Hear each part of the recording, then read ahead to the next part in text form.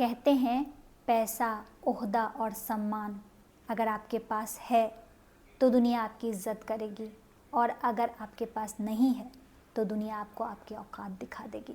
जी हाँ दोस्तों, मैं हूँ कल्पना और मैं बड़े ही दिल से स्वागत करती हूँ आप सभी का मेरे इस चैनल पर।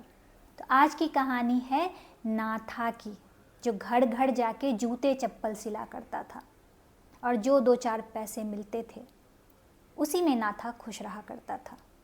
वो लोगों के छोटे मोटे काम भी कर दिया करता था, इसीलिए उस मोहल्ले में नाथा बड़ा फेमस था। हर कोई छोटे छोटे काम के लिए नाथा को बुला लिया करते थे और नाथा भी खुशी खुशी सारे काम कर दिया करता था। तो जब एक दिन नाथा किसी का जूता सिल रहा था तो उसके हाथ से जो हथौड़ी होता है जूते का, वो स्लिप होके नीचे गिर गया और टन की आवाज़ आई। नाथा ने देखा ज़मीन के नीचे कुछ चमक रहा है, तो नाथा ने धीरे धीरे मिट्टी खोदना शुरू किया। थोड़ी ही देर में मिट्टी के अंदर से एक बड़ा सा पत्थर निकला जो चमकता हुआ था, वाइट था। यूँ तो नाथा जूते चप्पल सिला करता था, लेकिन समझदार बहुत था। उसे समझते देर न लगी कि ये पत्थर कीमती पत्थर है। उसने उस पत्थर को संभाल के रख लिया, जूते चप्पलों की सिलाई की और सो गया। अगले दिन सुबह उठा तो सबके घर जूते चप्पल की डिलीवरी कर दिया और फिर मार्केट चला गया। वहाँ जाके उसने एक सेठ जी को, जो कि सोने चांदी के व्यापारी थे, उनसे कहने लगा, सेठ जी मेरे पास एक हीरा का टुकड़ा है, क्या आप उसके सही दाम दोगे? सेठ ने कहा कि तुम्हारे पास हीरा कैसे आया? नाथा ने सारी सच्चाई बता दी। सेठ ने कहा अगर सही हुआ तो अच्छे खासे दाम दूंगा, दिखाओ। नाथा ने हीरा सेठ के हाथ में दे दिया। सेठ ने अच्छे से जांच परख किया, वो वास्तव में एक हीरा था। सेठ ने उस हीरे के नाथा को बड़ा अच्छा खासा पैसा दिया। नाथा ने उस पैसे से एक पेट्रोल पंप खोल लिया और लक ने साथ दिया, पेट्रोल पंप चल निकला। फिर थोड़े ही दिन में नाथा ने उन पैसों से ट्रांसपोर्ट का बिजनेस शुरू किया। अब देखते ही देखते नाथा नाथालाल सेठ बन चुका था। बहुत बड़ा बिजनेस हो गया था उसका, बहुत सारे लोगों को उसने कारोबार दिया था। अब वही लोग जो दिन रात नाथा नाथा कह के उससे काम करवाते थे, नाथा के आगे सलाम ठोका करने लगे। जब भी नाथा कहीं से गुजरता, लोग कहते, कैसे हैं सेठ जी? प्रणाम सेठ जी, हमारे लायक कोई काम हो तो बताइएगा सेठ जी।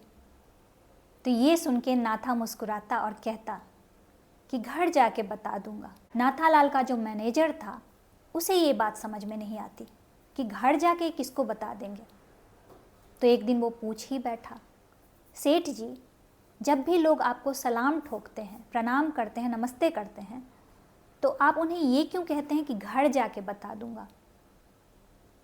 तो नाथालाल ने कहा, ठीक ही तो कहता हूँ, जिनको वो सलाम ठोकते हैं, जिनको नमस्ते बोलते हैं, जिनको प्रणाम करते हैं, उनको जाके बता देता हूँ।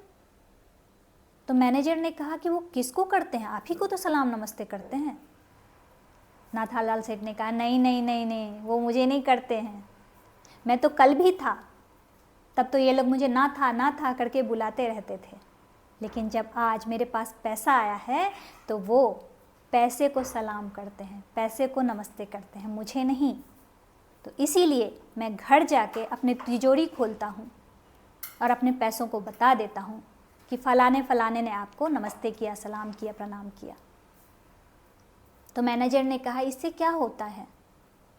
तो सेठ ने कहा, इससे 2 बातें हैं कि जिसका मैसेज है उस तक पहुँच जाता है, और दूसरा कि मेरे अंदर घमंड नहीं आता है।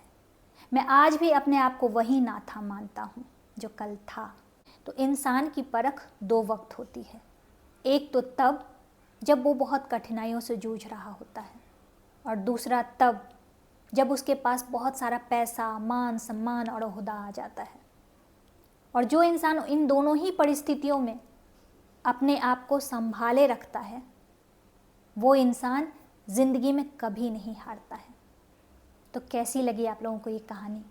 अगर अच्छी लगी हो तो अपने फैमिली और फ्रेंड में शेयर कर दीजिए। वीडियो अच्छा लगा हो तो इसे एक लाइक कर दीजिए और जुड़े रहिए मेरे चैनल से ऐसे ही इंटरेस्टिंग और मोटिवेशनल स्टोरी के लिए।